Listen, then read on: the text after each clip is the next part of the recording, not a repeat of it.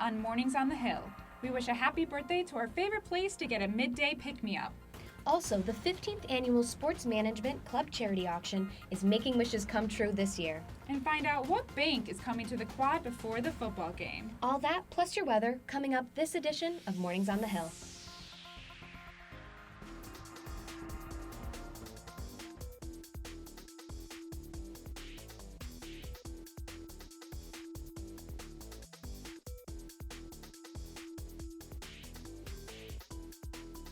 Good morning, and thanks for joining us for Mornings on the Hill. I'm Morgan Trout. And I'm Jillian Andrews. It's Wednesday, September 25th. Let's get to this morning's top story. Our top story for this hour.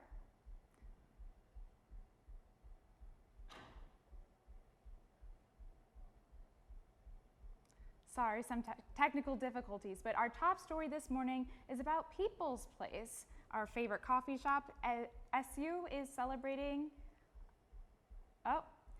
We are going to The Michelle. 15th annual Sports Management Club Charity Auction is back and making a big difference. Cheyenne Nobrega is live in the studio with more on that story. Thanks. The Sports Management Club has named Make-A-Wish the beneficiary for this year's auction.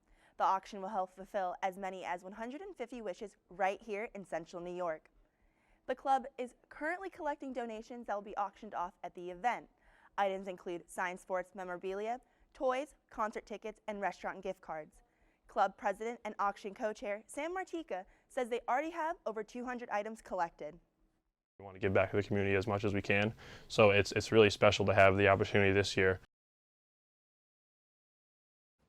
The auction is on November 16th in the back court of the Carrier Dome. It'll take place during a Syracuse University men's basketball game. The Sports Management Club has raised more than $475,000 over the past 14 years. This year, they hope to break the $500,000 mark. Martika's favorite thing about the auction is giving the charities the final check. Just see the power and impact that money can do for them, I think is the most rewarding thing by far. The Sports Management Club is still collecting items at the time. If you or anyone you know is interested in donating, visit sucharitysportsauction.com. For Mornings on the Hill, I'm Cheyenne Nobrega. And for all of you pouring your coffee this morning, we have some news to help wake you up. People's Place is a student favorite that has been open since 1979. Our Michelle Knezovic joins us live to tell us about what makes this coffee shop so unique. How's it looking over there, Michelle? Well, if you're a Syracuse student, I'm sure you've walked on the quad, but have you ever walked in the basement of Hendricks Chapel, where one coffee shop is celebrating their 50th anniversary this year?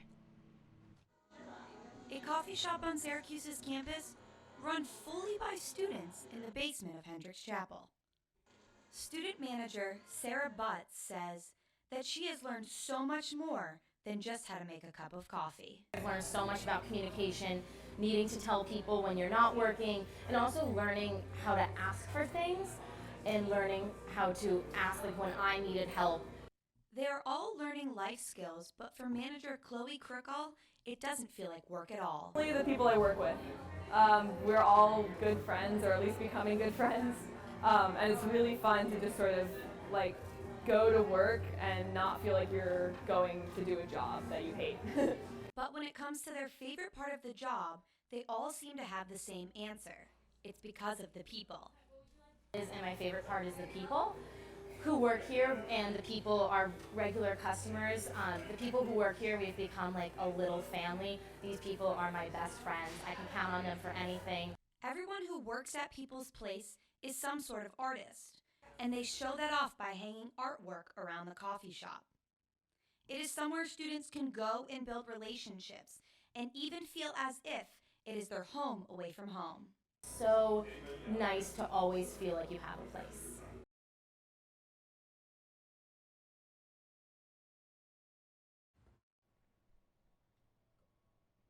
If you're looking for an afternoon pick-me-up, they are open from 8 to 6, and as you can tell, the people love it. Reporting live for Mornings on the Hill, I'm Michelle Knezovic. Back to you guys. It's National Diaper Awareness Week, and one Central New York organization is hoping to spread the word about diaper need. NCC News reporter Jenna Bree tells us what this next week is all about. Their babies cry more, they're uncomfortable, they're at risk for severe diaper infection. Central New York Diaper Bank founder Michaela Hugo says there are many consequences of diaper need. Moms feel inadequate, they feel super stressed, and they're more likely to experience depression. Lasting consequences. I mean, the impacts of having a mom who's bonding less with the baby and experiencing depression last a lifetime for a child. Hugo says diapers cost more for poor families because they can only afford small packs when they shop for diapers. They can't buy them in bulk. An adequate supply of diapers like these can cost $100 per month, and that's just for one child. Assistance programs like food stamps, WIC, and SNAP don't cover diapers. It was just an overlooked consequence of poverty for so long in Central New York. But Hugo says thanks to local partners, the bank is able to distribute 80,000 diapers each month. This community has really shown that they care about our most vulnerable. And through the Awareness Week, she hopes to recruit more volunteers and donors. Football game. You can bring them to the quad between 9 a.m. and 12 p.m. Size 5s and 6 are especially needed. Time to check your weather for today. Alexandra Jenner-John is live out on University Ave to tell us what to expect. How's it looking out there? Good morning, ladies. I am out here on University Avenue. It is looking to be an absolutely beautiful start to your Wednesday morning. The sun is shining. There are very, very few clouds in the skies. We have students walking around in short sleeve shirts, a few in shorts, although I would recommend wearing longer pants. It's also the perfect day to try out your fall layering, although I would recommend ditching the layers a little later in the day, as we are supposed to reach a high of 78, although temperatures will be fluctuating throughout the day and could reach a low of 61. Tomorrow, temperatures decrease even more with a low of 51, but could go back up to the mid-70s. Unfortunately, we are looking at a 50% chance of rain for tomorrow, but luckily on Friday, we go back to high temperatures and sunshine. That's your current weather forecast. Back to you in the studio. Thank you so much, Alexandra. A student drama production is opening this weekend, but it's already getting a ton of support. Our Shoshana Stahl is live in the studio with more. Thanks, Morgan and Jill. So the production for Colored Girls Who Have Considered Suicide When the Rainbow Is Enough opens this weekend at the Loft Theater in Syracuse. This is a studio production produced by students and performed by students. The show tells us the story of 7 women of color through rhythm, music, and dance. Actress Kayla King says this show is important to her because it allows her to express herself. As someone who is biracial, but who is white passing, I am not often given the opportunity to be black, and I'm not given the opportunity to explore that side of myself. Actresses don't play specific characters throughout the show, but act as both narrators and characters within the stories being told. King says that people in the drama department feel suppressed because they aren't given the opportunities to play roles that express their cultures and experiences. This show gives women of color a chance to do so. That there was a need and that there was a lacking of this kind of material in the work that we have been doing in the past, and that when this show came up, people's ears perked up a little bit. Support from fellow students and community members has been overwhelming. All 6 shows have already completely sold out. King says when you break it down, the stories are what matter most. Take away everything. You take away the lights, you take away even the actors, and you just read the words. It's all in the words, and so just really listen.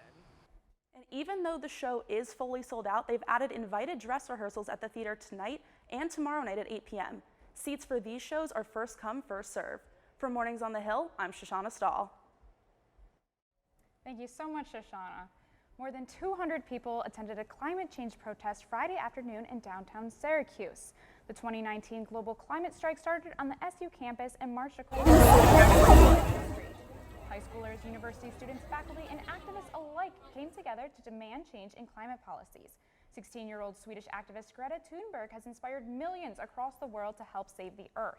After speaking at the UN Climate Action Summit earlier this week, she received the prestigious Alternative Nobel's Award for her work against the climate crisis. And a top aide to President Barack Obama is coming to speak at Syracuse Friday morning. Ben Rhodes is giving the keynote address at a public diplomacy forum in Eggers Hall just before 10:30 a.m. He will be talking about his time as a Deputy National Security Advisor and speechwriter for President Obama. He will also be talking about his popular podcast called Pod Save the World. The forum is organized by students in SU's public diplomacy program along with the Maxwell and Newhouse schools. For those of you walking home late at night, Syracuse has rolled out new safety initiatives to keep you safe. The Residential Security Aid Program is adding 90 new officers to the force by the spring semester. This means all residence halls will operate with security 24 hours a day. In addition to swiping your ID card, there will be a security officer there to check you in at the residence hall entrance. Additionally, the bus schedule is being simplified and 2 fully accessible vans are being added. Thanks to these initiatives, you won't be waiting that long at the bus stop.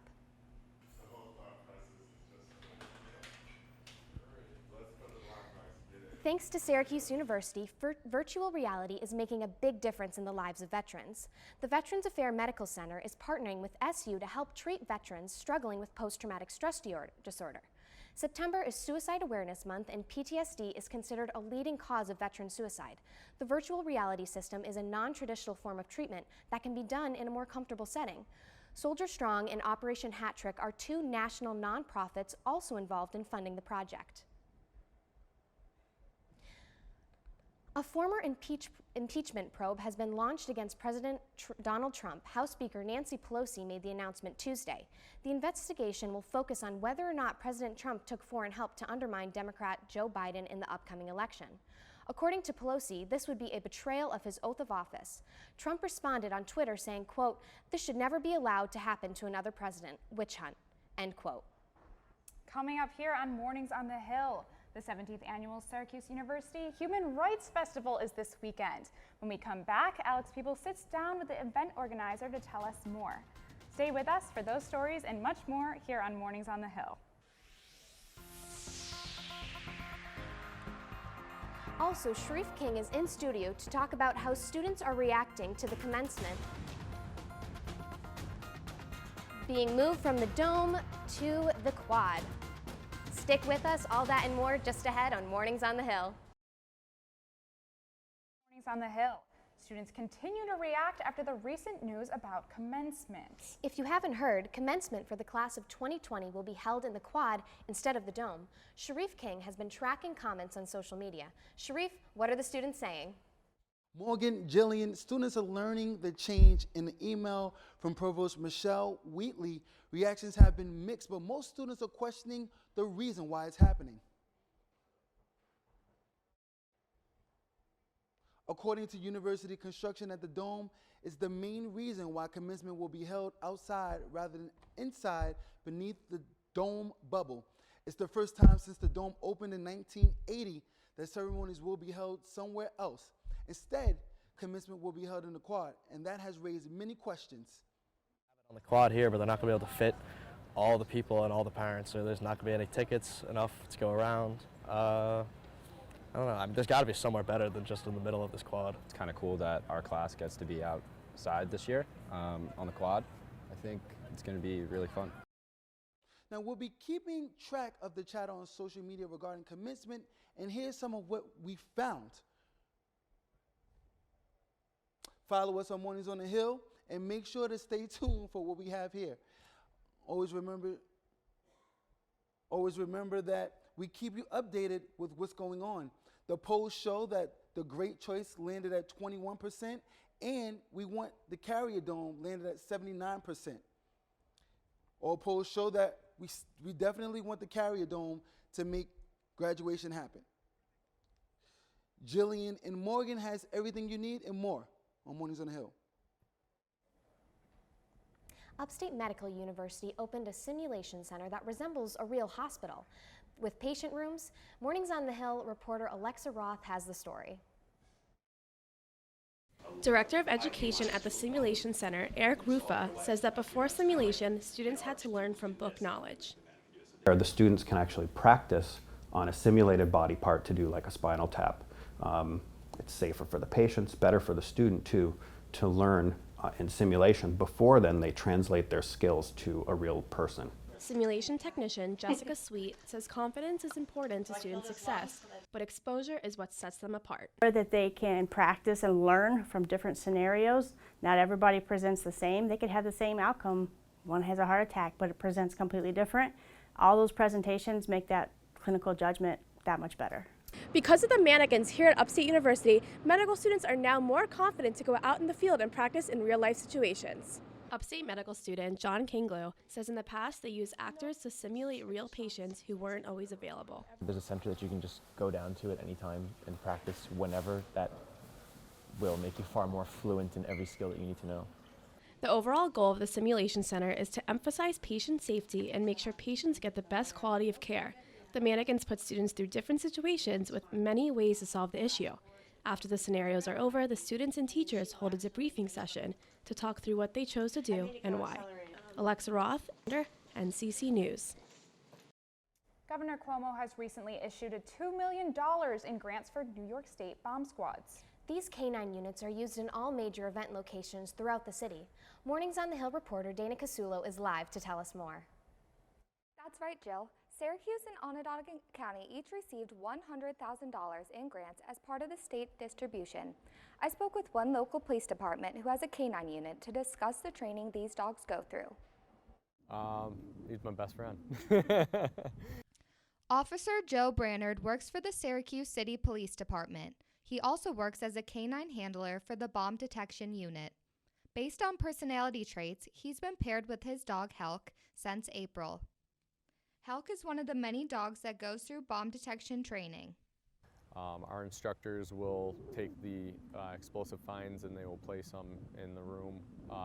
Either it will be a known find for us or an unknown find.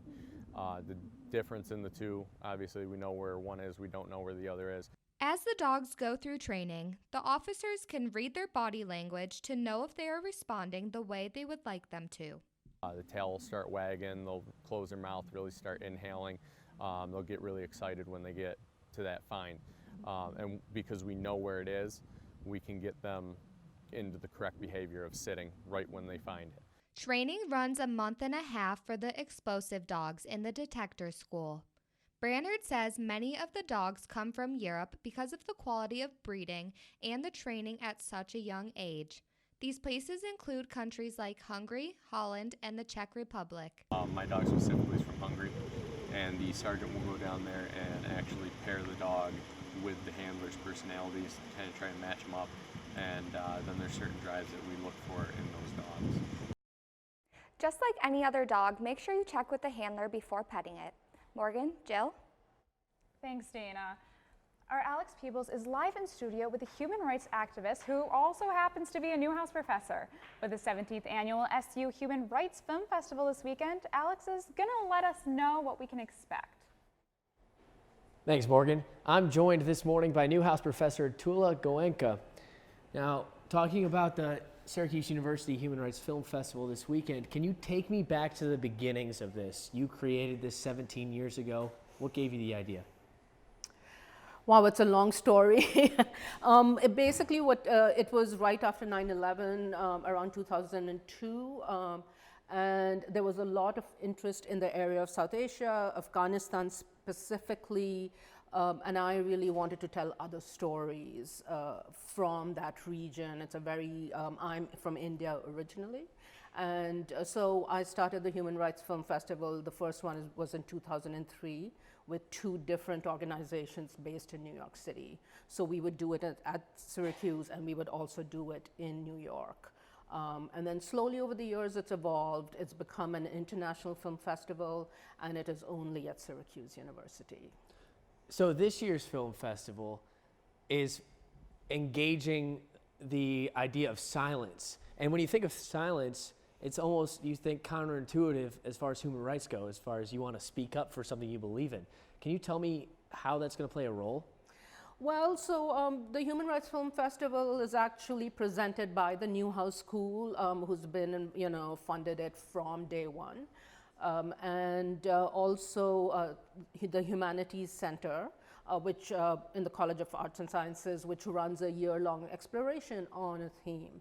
And so the theme for 2019-20 is silence. And so it's not only silence literally, but it's also silence of voices, silence of stories that are never told, etc. So that is how we came up with the 5 films we're showing. And we're going to see 5 films this weekend. Yes. How did you pick these films? So, being a Newhouse professor has a lot of advantages. One of them is that I get to go to the Sundance Film Festival. I take some TRF and BPA students there. And I also moderated a panel on creative storytelling nonfiction films.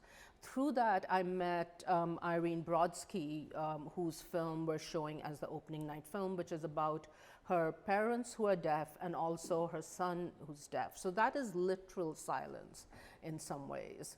And our second film, Words from a Bear, is by Jeffrey Palmer, who was a professor in transmedia and has now moved to Cornell, about N. Scott Momaday, a Native American writer who got a Pulitzer Prize in 1969. And after that, there's been sort of a silence around his work, around Native work, and especially Native Americans writing in English. So that's how we chose the second film. So obviously, silence playing a factor, like you said, both literally and figuratively. Yes. Thank you so much for joining us this morning, You're Professor welcome. Goenka. Thank you for having me. The film festival begins Thursday and has showings through Saturday. This event is free and open to the public. Thanks once again to our guest, Professor Tula Goenka, for joining us this morning. I'm Alex Peebles for Mornings on the Hill. Still to come here on Mornings on the Hill, Jillian Andrews has your full weather forecast, and we have your Emmys wrap-up. Welcome back, guys. The day just keeps getting better and better. Taking a live look outside through our dome cam, the sun is still shining. There are a few clouds, but it's going to clear up later today. Currently it's 50 degrees, although it feels like 50, and that sun is helping us tremendously. Humidity is 89%, so ladies, I did see you spraying your hairspray this morning. That is a great idea. Our dew point is 47%. Wind is very, very low, just a slight 5. We have a visibility pretty far in the distance, 10 miles, so drivers, you are totally safe. Taking a look at weather across the region, temperatures are raising. Pulaski, Seneca Falls, Utica, Oswego, they're pretty close to us, reaching 56, 57 degrees later in the day. Cortland is the lowest at a low 46, and Oswego is the highest at 57. Going into our planner forecast for tomorrow, early in the morning, it is going to be a high of 64, okay, we'll go into the 10% at Syracuse for rain tomorrow. That's pretty much across the region for Oswego, Pulaski, Utica, Cortland. And going on to our 5-day forecast, this weekend is going to look pretty okay. Sunday will make up for the 50% chance rain on Saturday. We'll have highs in the mid-70s and lows in the mid-50s. Back to you guys. Thanks, Alexandra. I mean, I know that my hair gets crazy in the humidity, but what I do know is that the Emmys happened. I love award shows so much. I don't know about you. Me too. Lucky for us, Michelle and Dana are back in the studio to give us a wrap up on the Emmys this weekend. How'd they go, guys? The 2019 Emmy Awards, the winners and the winning looks, but no host this year, Michelle. Yeah, for the 71st Emmy Awards, this year they decided to go with no host, similar to the Oscars, how they did that as well. This was the lowest the ratings have been for the show, and this could have been due to the fact that they didn't have a host. Yeah, it'll definitely be interesting to see if in coming years, if they decide to implement a host, or if maybe shows are going no host for the future. But another difference this year was we saw a lot of shows getting nominated and winning that were on streaming sites, so Amazon, Hulu, HBO, and a lot of people were a little upset about this because not everyone pays for these monthly subscriptions. Phoebe Waller-Bridge won for the show Fleabag. They were up for 4 nominations. And a lot of people were upset by her win because it was a show from Amazon and a lot of people didn't have access to see it.